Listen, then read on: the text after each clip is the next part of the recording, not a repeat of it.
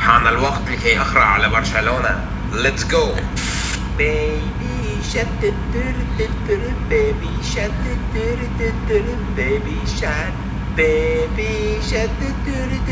baby shark, baby shark. لن أدعك تغيب عن نظري، سأكون مثل زوجتك في المنزل. أبعد يدك عن الغالي يا غبي. لا تقل لي يا غالي أو رخيص، اليوم لن تسجل هدف. ابتعد عني، ابتعد. Fuck you. ابعد يدك عني يا غبي. حقا بإمكاني التسجيل، بإمكاني. أنا أفضل لاعب، بإمكاني التسجيل، سأسجلها.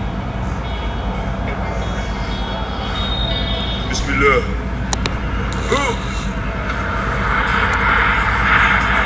Let's go.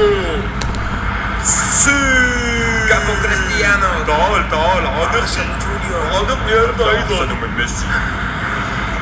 أخبرتكم سأسجل. برافو يا أسطورة. كفو عاشت. دي بروين فودن أخذت الكرة، مررتها لبعيد واستلمها كارفخال. هنا أنت ذهبت لكي تضغط عليه.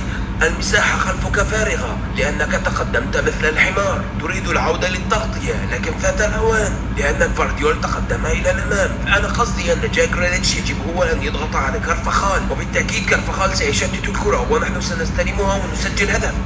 هذه لوحة التكتيكات الذي أشرح بها. أوه هذا جميل. بإمكانك أن تشرح لنا التكتيك الذي تلعب فيه مع نادي ريال مدريد؟ حسنا، الأمر جدا بسيط للغاية. انظر إلى اللوحة. هذه الكرة على سبيل المثال، لونين إلى روديجر إلى بيلينغهام لفينيسيوس جول. أمر جدا بسيط. بيسكال برشا، مبروكم عليكم الخسارة برشلونة. سلحفات ولاعب معاق هزموكم 4-1 وعلى ملعب برشلونة. عندما كان كيليان مبابي يلعب ضدنا كان دائما يخسر، لكن لا شيء جديد على فريقكم برشلونة. دائما أنتم مفضوحون في دوري الأبطال. يجب أن يسموا فريقكم بدلا من برشلونة اسما يجب أن يسمونه فرحلونة، لأنه فريق مسخرة بكل معنى الكلمة. بيسكال برشا.